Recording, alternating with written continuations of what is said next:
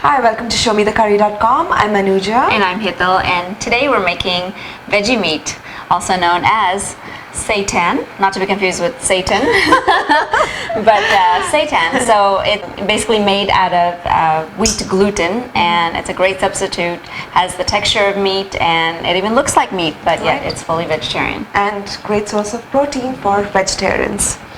So here's what the packages, some of the packages that are out there in the market, and they're pretty easily available. They're available at Kroger's and Walmart's and natural food stores. Right, but basically you're looking for something that says Vital Wheat Gluten, and that's the base name for this thing. So what we're going to show you is how to make a very basic dough or the meat, and you can use that towards making anything else, and we'll show you a few other recipes, and it's very versatile, and of course your imagination is the limit, so you take it there.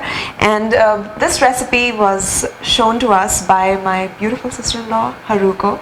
Thank you so much. So this is a multi-step process, the first of which is making a basic vegetable broth. So we have 8 cups of water here in a nice large pot, and we're going to add some basic veggies to it. We have 1 medium onion, chopped in big chunks. We have 4 cloves of garlic, just roughly smashed, and approximately the same amount of ginger, just cut into chunks.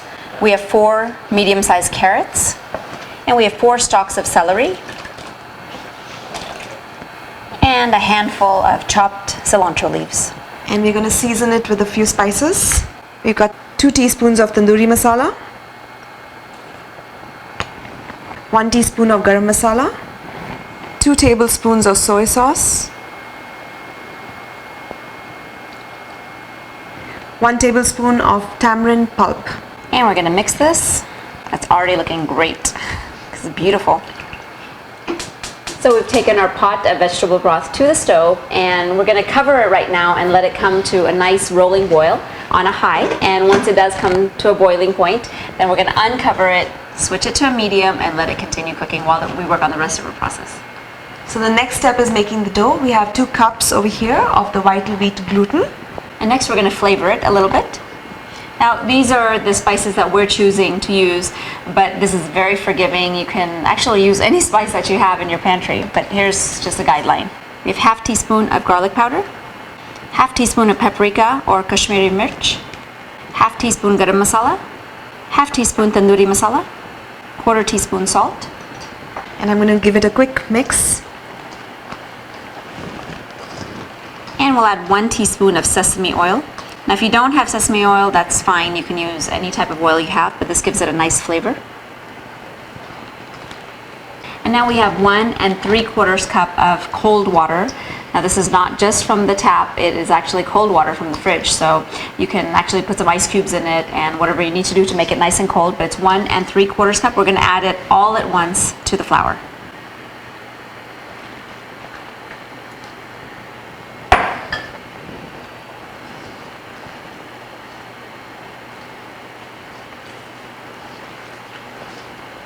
And here's the amazing thing. It's almost like you're making a sponge.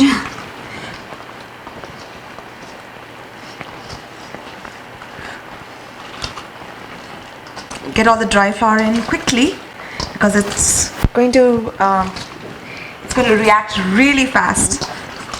Look at that. It's amazing.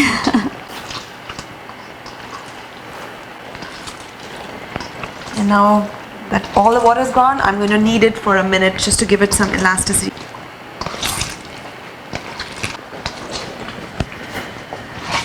And our broth has come to a boil, so we're going to uncover it and reduce our flame to a medium.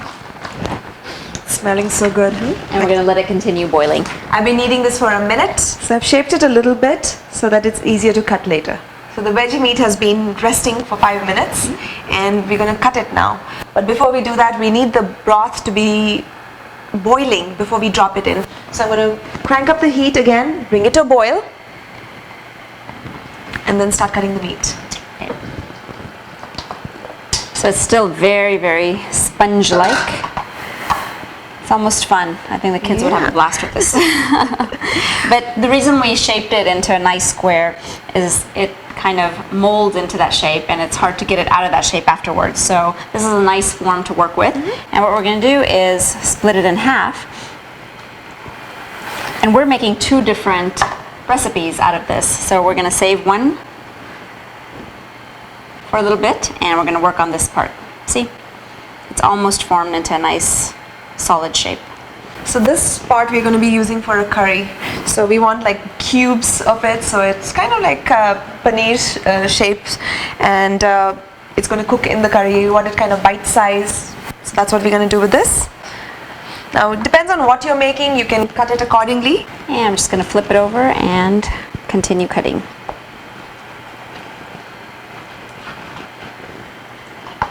And if you can see, they break off into nice little pieces.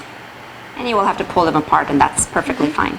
So to give you an idea what it feels like, I think the closest similarity would be like soy nuggets, but this is not made out of soy, it's made out of wheat. But I think the texture is softer than that. It's not as hard, and it's softer. It's almost like tofu. It's a little chewy, actually. This is called veggie meat for a reason. A lot of times there are a lot of people who eat meat and they've turned to vegetarianism, you know, for health reasons or for Ethical reasons. ethical reasons. Yes, exactly. And you're really craving the flavor, the texture of meat, but yet you can't have meat. So this would be a perfect option for those of you who are doing that, because the texture is so meaty and the flavor is so meaty that you almost don't miss the meat. Right. But I think if you don't like the flavor of meat, I think this is really, honestly, to be totally honest, is not really for you. Right. And this part we're going to make tandoori. We're going to grill it, and we're going to use it for tandoori. So that's why we're making longer fillets kind of thing, so that we can marinate it and use it for that. So now I can hear the water boiling at the back. So I'm going to drop them in gently.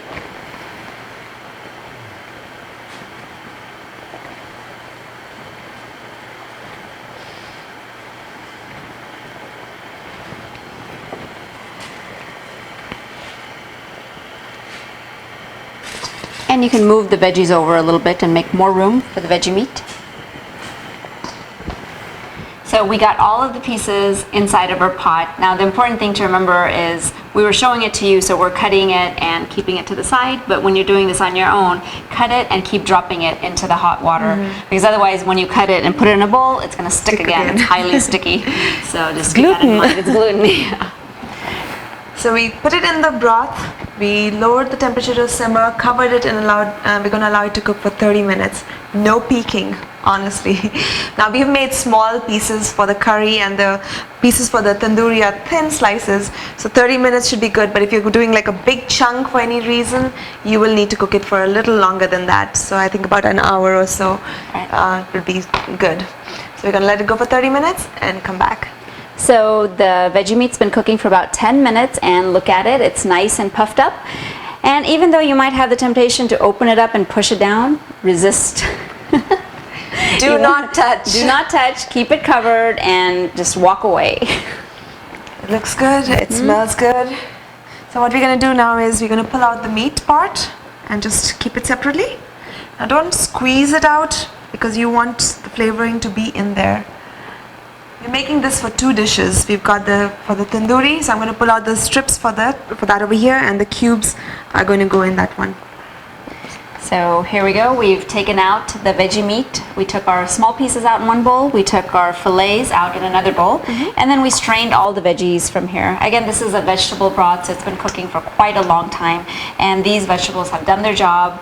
They have no flavor left in them, so you don't have to feel so bad about discarding them, because really all the flavor is gone out of it. Yes. But we do have some liquid left over, some of the broth.